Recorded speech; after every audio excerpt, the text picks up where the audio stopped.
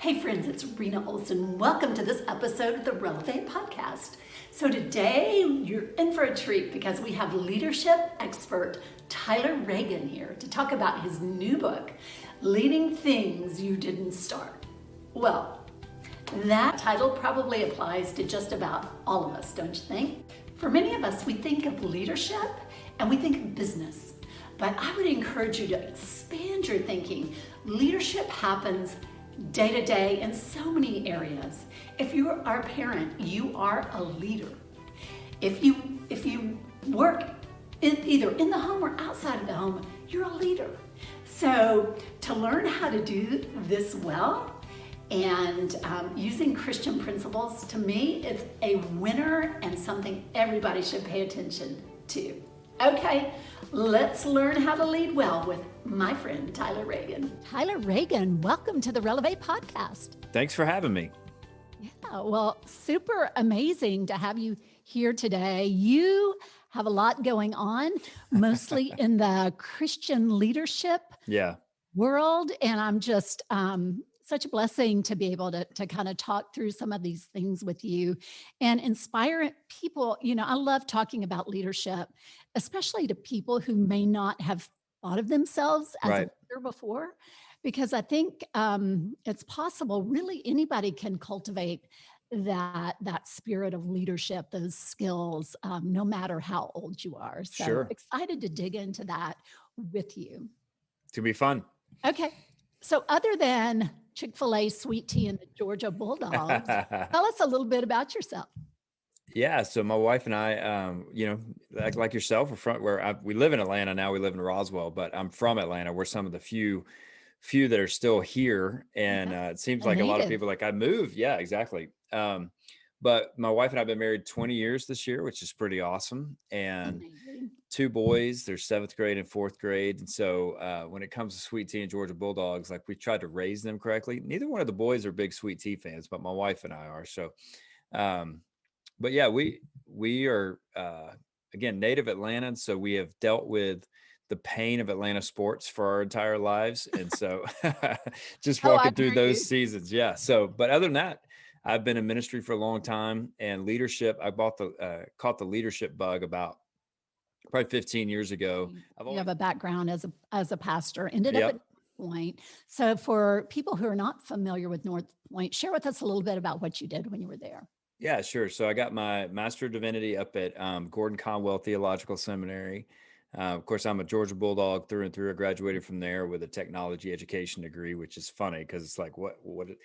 The beautiful part of that, though, is I've always loved production. I've always loved the technical elements of things. And that's why that degree made a lot of sense for me. And then went off to seminary, got my degree in really biblical studies and what that looks like to pastor. And then didn't know what I was going to do with it. Kind of thought I would do college ministry or something along those lines, because that college ministry at Georgia had made such an impact on my life. Ended up starting Athens Church, which was a brand new partnership of North Point, and got connected there. So I went out there for about a year and a half, and then they asked me to come help start the Brownsbridge campus. And so I did that. And I was there about 8 years leading the service programming division for Brownsbridge, and spent every Tuesday with Andy Stanley working on messages and marketing and all the different layers of that. And so for me, watching him lead, not on the stage, was really a treat of mine. And that's really been a cool part of my story, is God's given me the opportunity to sit with some amazing leaders. Even in seminary, I got discipled by a guy named Robert Coleman, who wrote the book, The Master Plan of Evangelism, which for years was kind of a centerpiece book on evangelism. And he was 75 at the time and just discipled young students. And it was just a gift. He called Billy Graham Billy, right? He's one of the only few that could do that. So I'm just grateful for the opportunities, and what it's constantly done for me is remind me of how important leadership is. And and to have that privilege of being with Andy Stanley, and just not only is he such a great pastor, but he's such a great leader, a man of such wisdom and character. And he's just so normal and approachable. And in our world, I can't tell you how many times people will just say, well, Andy said, Right. it's just not, Right. he's just, well, Andy said, he's just like that, that common sense thing Of that's course. always just kind of on your shoulder, Yep. and Yep. That's I so love that true. approach. It's so effective because people get it. They don't want to be talked to from up here. And Yeah. he doesn't. He's He's very just, relatable for sure. for sure. Okay, so you wrapped up there and then you had this opportunity at Catalyst. So Yeah. talk to us a little bit about that. Yeah. So I had one of the skill sets I'd learned while I was at North Point in Brownsbridge was how to produce big events, the program around it. And so even the first 4 or 5 drive conferences that North Point held, I was the producer for, and Julie Arnold and I would work together on that, and really cut my teeth on that. And so then Catalyst came around and asked if I'd be willing to do that for their 3 big events. And so for a couple of years, they would contract me to come while I was still working at Brownsbridge, but they would contract me to come and produce the 3 big events that we had.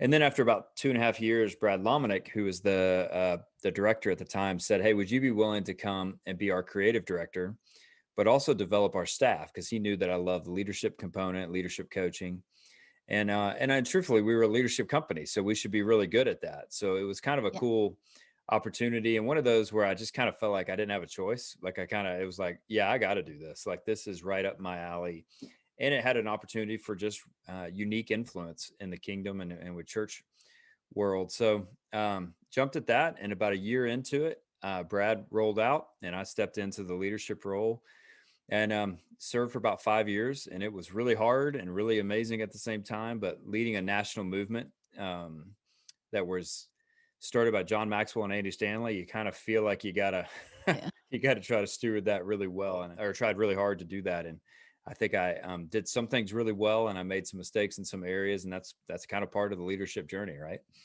Absolutely. Okay, well, we'll pick that up a little bit later because I want to Okay. talk about your new book. And I know Yeah. you start off the book talking about being handed the keys to Catalyst. So Right. would love to learn more about some of your Sure. learnings from that. But before, let's talk a little bit about just leadership in general. And with your company, you talk about leading well. Yeah. If you could share more about exactly what you mean by what does it mean to lead well? Sure. I think there's a lot of people that would not consider themselves leaders. And I think for years there's been teaching that says, yeah, leaders go first, and leaders have to be up front and this kind of thing. And but John Maxwell said it best, and he simplified it. Just said leadership is influence. And so a lot of times when I speak, I'll have everybody in the audience kind of think about one person that they have influence with. And if you have influence with at least one person, which all of us do, then how you steward that influence is really your leadership journey. So, if I've got 3 people or 3 kids in a Bible study, well, how I steward those 3 kids is my leadership journey. If I'm a mom and I've got 4 kids in my house, like there's a leadership component to that. If you lead a team at, the local Publix, and you're in charge of the, grocery bagging group, how you lead them is your leadership journey. So it's not just the upfront person. It's not just the leader that everybody sees. Yeah. It's every opportunity you have with influence. And so, to me, that's the simplest way to put it, so that people understand this isn't content for just somebody else. This is all for us. Like each of us have a responsibility and a stewardship of our influence. And so that's the way I've always tried to look at leadership is, and again, you're right. It's a buzzword. A lot of people use it. There's a bunch of books on it, but a lot of times people walk right past it because they're like, well, but I'm a stay-at-home mom, or well, I'm a, Mhm. I guess the only leader I am is when I'm coaching my 8th grade son's basketball team, or whatever the thing is.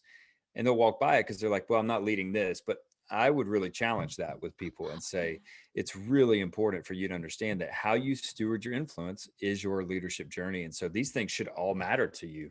Right. They should be a big part of your story. Yeah.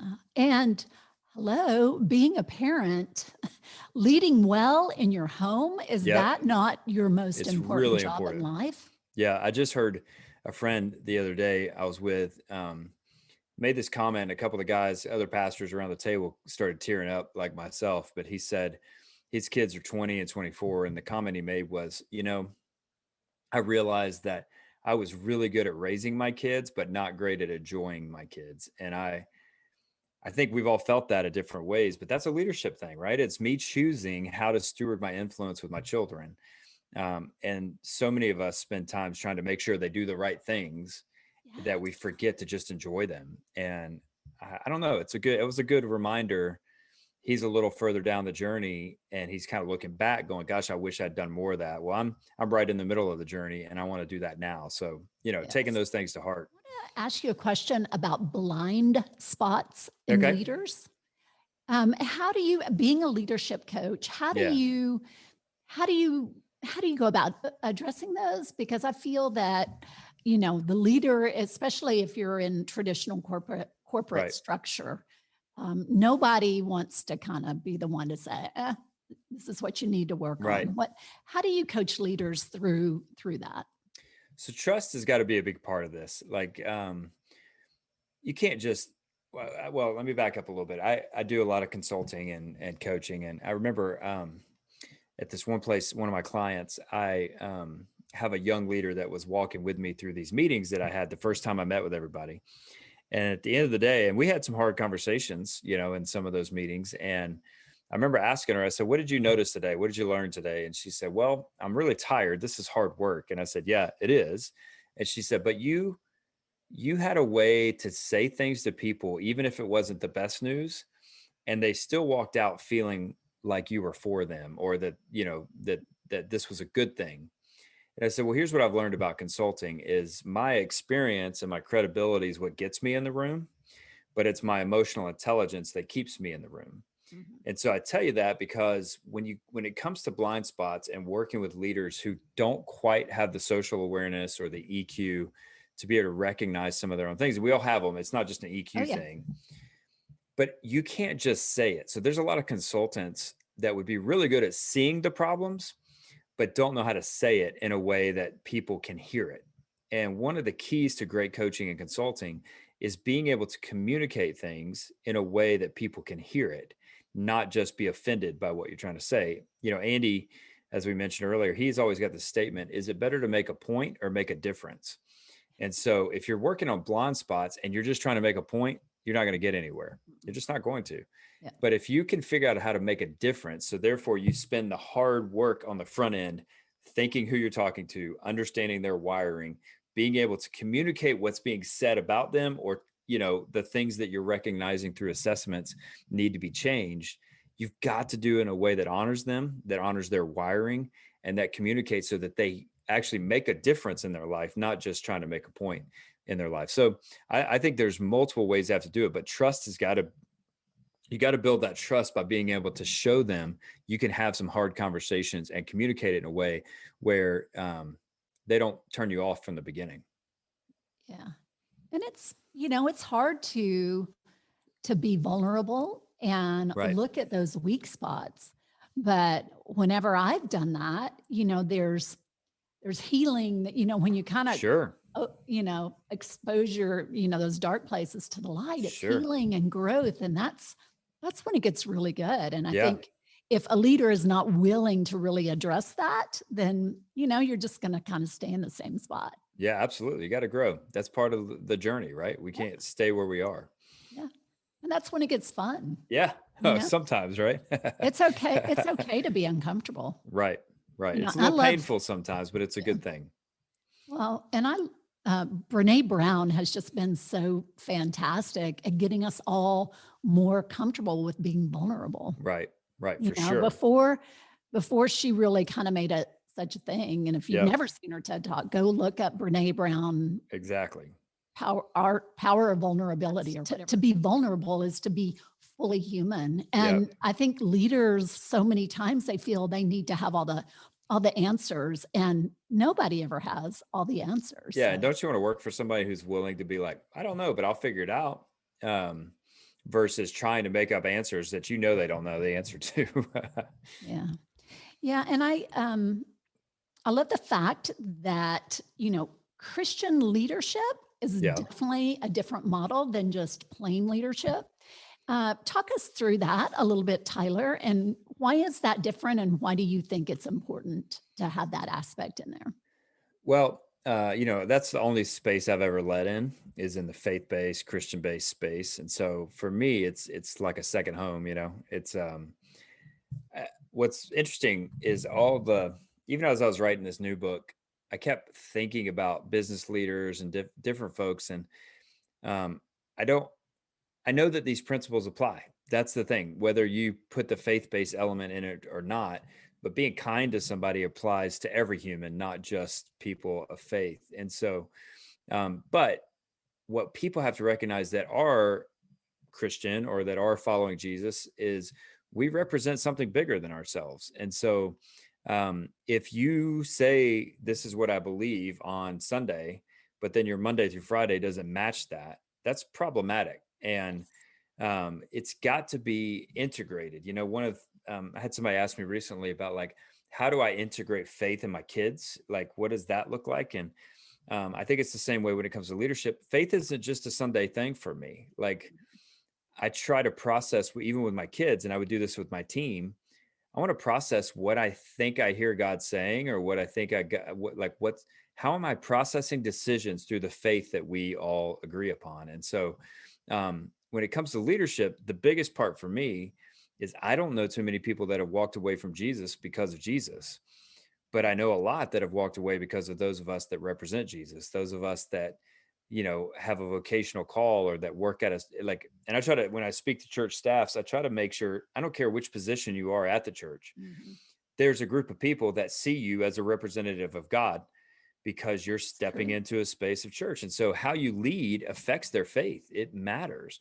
And so for me, what I push Christians to understand is this isn't just a right or wrong. This isn't just a move the ball down the field. This has eternal consequence. This has a lot of weight to it in a good way, and it could be in a bad way if you don't manage it well. So for me, Christian leadership is it's not just principles to make sure we live a good, have a good career and this and that and the other.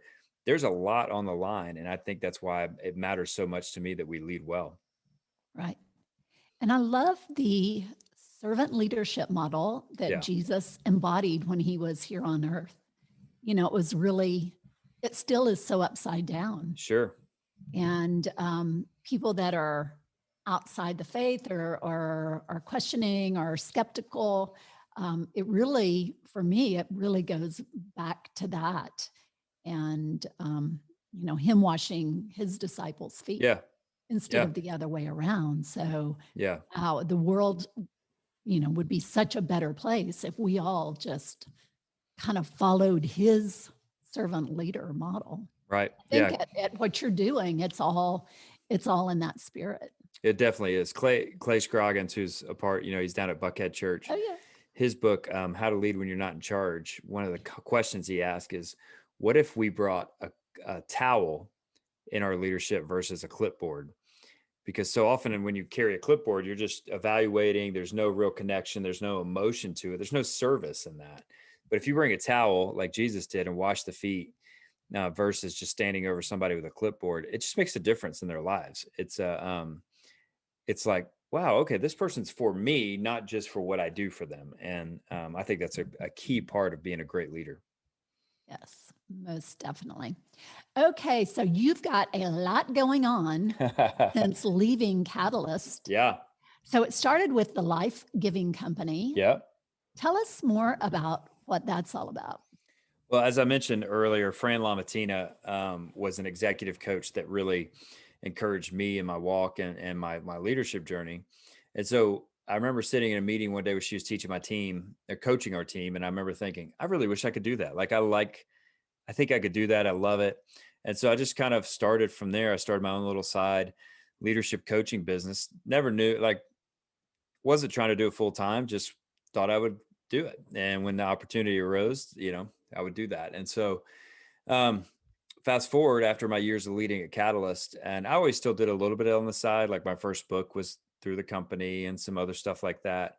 And I would have some clients here and there when I would go speak. It was kind of all through that same Life-Giving company. Well, it was originally called Excolo Coaching and Consulting, but the Life-Giving company came after the first book I wrote.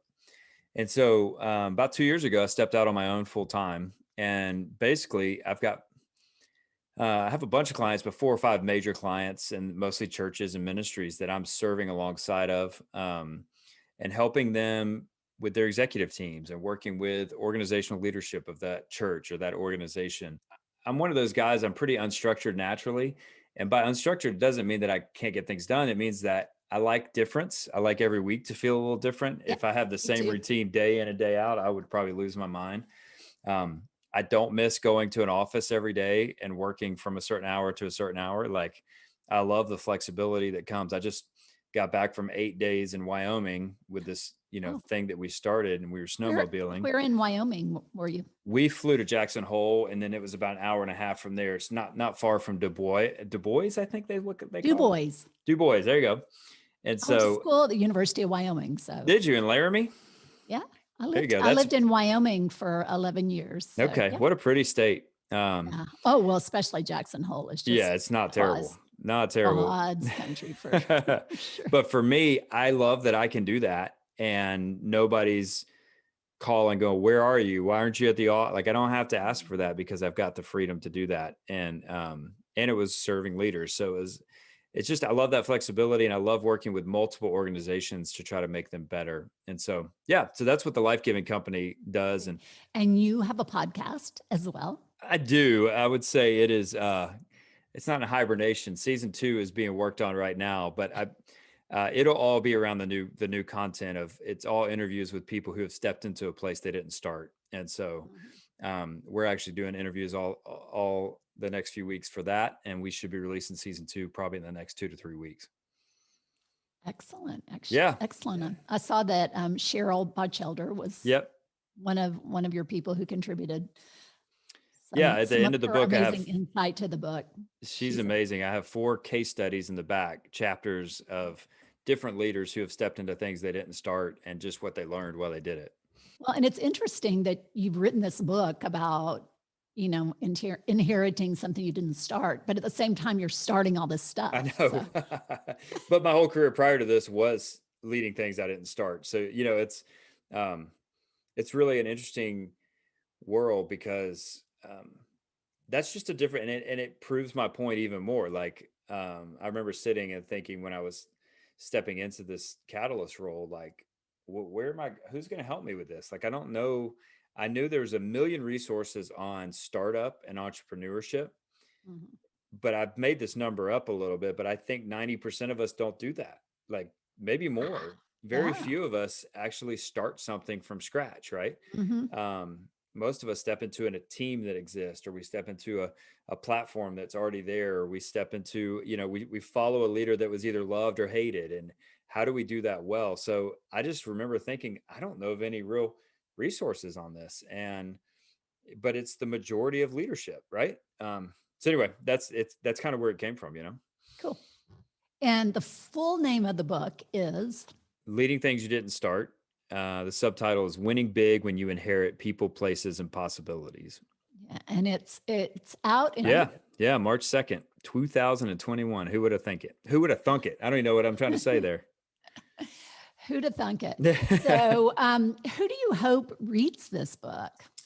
Yeah, I've kind of had 3 groups of people in mind as I was writing it. One is pretty straightforward. It's the person that's stepping in right now into something that, and one of the things in the church world, there's a ton of great churches that are about to, in the next 5 to 10 years, have to transition to leadership. Oh yeah.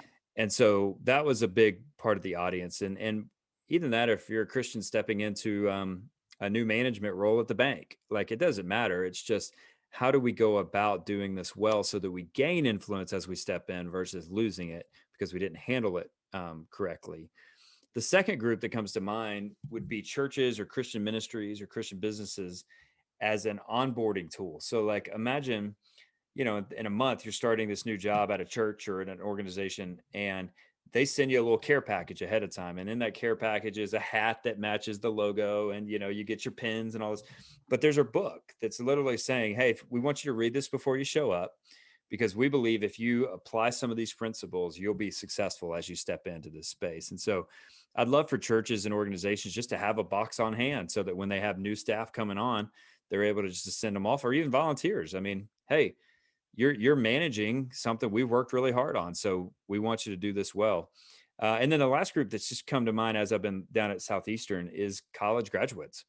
As they're leaving to step into jobs that they didn't start, I think it's a great resource for them, something that they could give them some meat, something to hold on to as they step into places that they didn't start, because very, very few of those would be starting something from scratch. And so that's kind of who I think of when I think of this would be a really helpful resource. When you were doing the research for this book, any surprising findings that you discovered along the way? I'm such a conversational writer. And so, one of my goals is that you read it and it feels like you're sitting with me right now and we're talking about leadership. Um, as I started kind of just digging into each of these topics, um, I really started noticing that it's not like there's all this great new content. It's more of just trying to put it all and curate it in one space where now you see how this applies specifically to this subject. So, for instance, my first book, um, it was probably more of a generic leadership thing. And so if you were walking by, now, unfortunately, for some reason, Barnes and Noble kept putting it in Eastern philosophy because that's totally what that book's about, which I'm like, it's What? not really, nobody's looking for that over there. But if you're not looking specifically for a Christian leadership book, you probably wouldn't have picked that book up. Mm. This one is hard for me to believe that you walk by it and not go, huh, I actually need that because I just did that, or I know somebody that like, it seems like it has a little bit more traction from a specific. But the reason I say that is it really helped me where when I would think through or create a principle, I had very specific ways to apply that principle because I knew it was all about this specific situation of stepping into something. So it really helped me as I researched and as I continued to just kind of grow out my own principles or thoughts from my experience. Um, of how do you do this well and what does that look like. Well, I was able to take those principles and not just kind of throw out hypotheticals. I was able to put them very clearly into my own stories, into my own life. And so I wouldn't say there was a ton of surprising content or surprising research. It was really fun to do those case studies and hear how these different leaders, like one of them is Buzz Williams, who's the men's basketball coach at Texas A&M. He's a good friend of mine. Well, he was only 100 days into taking over his fourth major Division I basketball program. And Mm. so he was super surprised about some things he didn't know ahead of time, which is not uncommon in these situations. He was, he was dealing with the fact that he had players that didn't sign up for him. But that's part of this thing is how do I take somebody who I didn't recruit and get them on my team? And what does that look like? So that's a big part of, and I think that's where some of the best content came from. Oh, super cool. So, what words of advice do you have for people who are not in the leadership role, who are assuming a new leader? Yeah. Any insight you can share with people on how to because if you help make that transition well for Yeah. your leader, it only works for everyone involved. Sure. So in other Let's words, flip that a little bit. when somebody joins your team, like they're coming over to your place or the new leader's coming in, what would you do as an employee? Is that kind of what you're asking? Yeah, or if Yeah. I've been someplace, for 4 years, I Right. was loyal to the leader, Yeah. and then, the new leader is coming in. What advice would you give to me? That's great.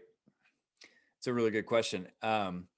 What I actually spent 3 chapters on the book on patience because it's a fruit of the spirit, but it's a reason it's a fruit of the spirit. That's not a natural thing, right?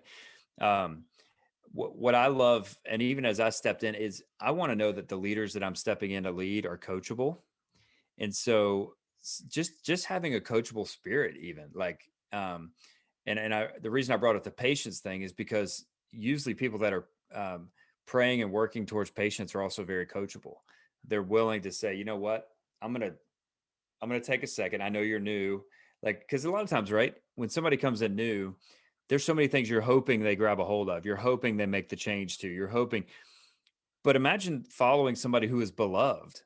Imagine following a leader that the team just adored and felt like they made the best decisions ever. So it wasn't a situation where they're coming in going, oh my gosh, I hope they change this, that, and the other. They're going, oh, I hope they just do more of the same. But one of the reasons I talk about and how these two books connect from my first book to this one is when you're called into a new role, your job is not to be the person that was there before. Your job is to learn what's best. What were the best practices? What were the things they did best? But don't be them. that's not your job, and you're not going to be the best leader for your people if you're trying to be somebody you're not. And Mhm. so I think, when you're accepting or you're serving on a team with a new leader, a big part of that is just showing them, hey, I'm in this with you, and I'm in it for the person that you are. I don't want you to be the guy or the girl that was here before. Like, so how do you support that? How do you say those things in a way that makes them know that, you're for them, you're for them as them being them, for trying to get three thems in one sentence. That was special, but you know what I'm saying. That's just it's really important that we create a culture and a space where it's like, hey, we want you to succeed, and we believe in you, not just because we love the person before, but because we're trusting that you're the right person to lead us in the future. So, what does it look like to just show from the beginning? Hey, my hands are open. I'm in this. I'm not holding this history tight. I'm not holding this past like this is the best way to do it ever. I'm holding it with very much open hands. It's in everybody's best interest Absolutely. when you are for that person.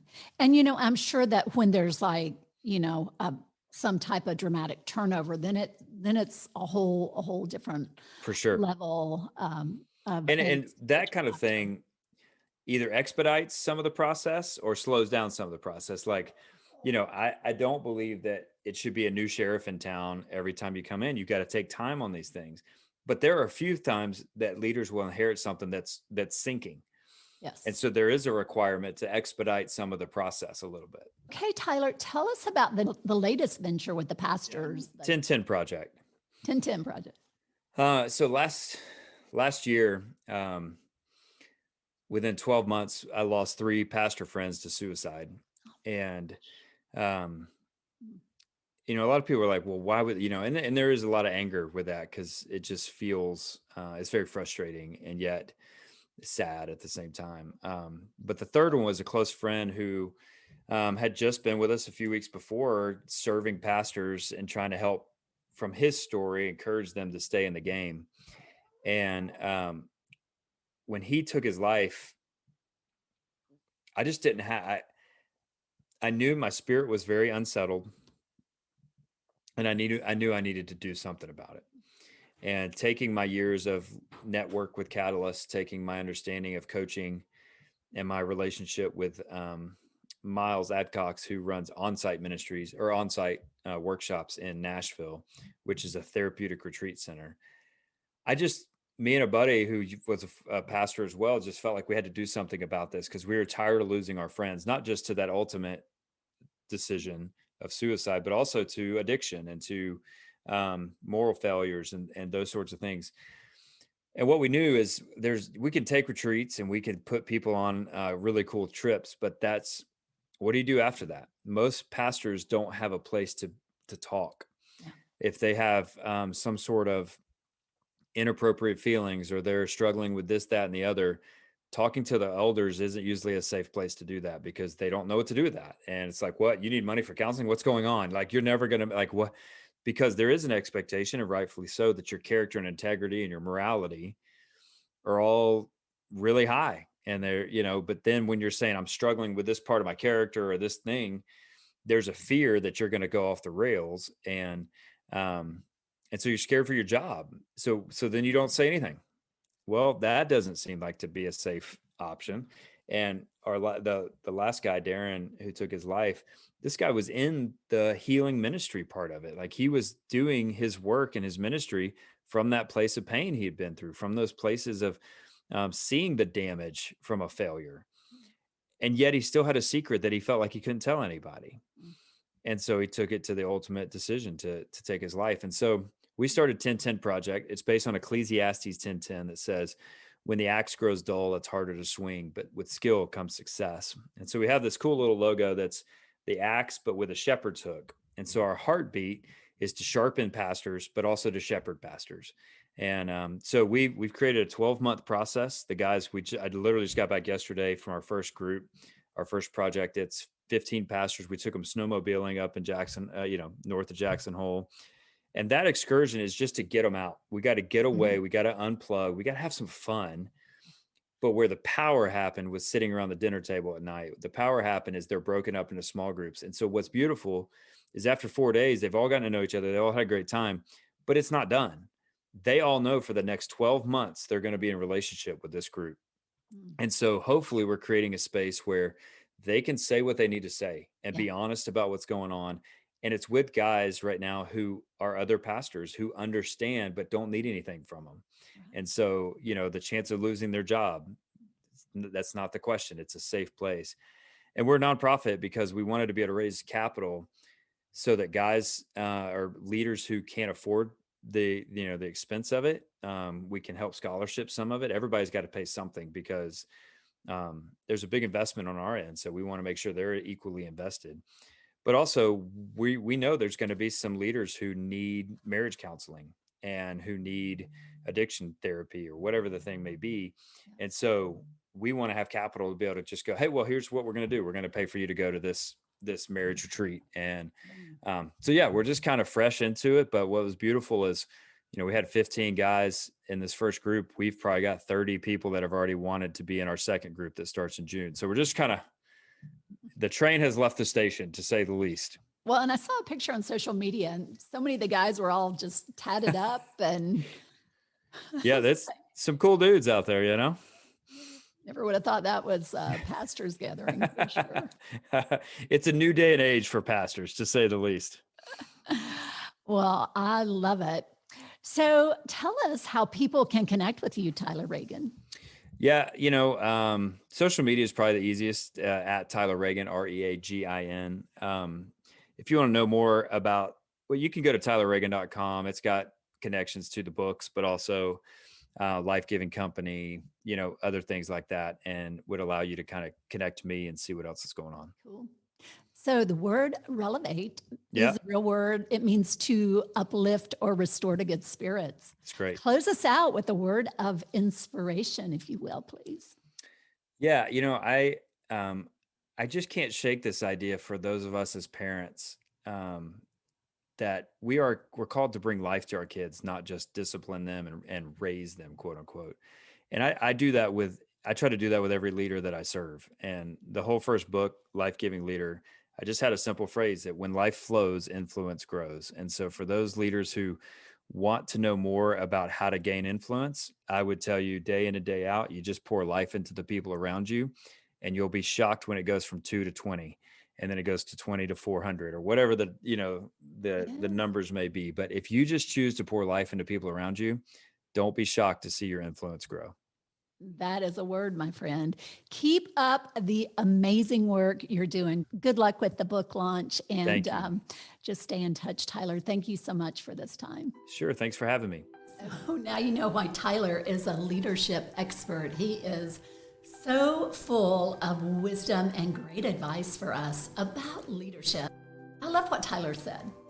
When you're called into a new role, your job is not to be the person that was there before. Don't be them. That's not your job. Wow. So let's take that one to heart, okay? And really apply it broadly through our lives. Be you. He's made you a unique creation in His sight. You were made for more, and you are just destined for more. So quit comparing yourself to others and just be you. And let us all be a work in progress. And let's be working on our leadership muscle. That's something we can be developing our entire life. If you've never considered yourself to be a leader, you maybe kind of have that mindset, I'm not meant to lead, I'm a follower. I would challenge that up one side and down the other, okay? Christian leadership, the role of Jesus as a servant leader, He turned that model upside down, and He served with love in His heart. We are all capable of doing that. I'm Rena Olson, and this is Relevate.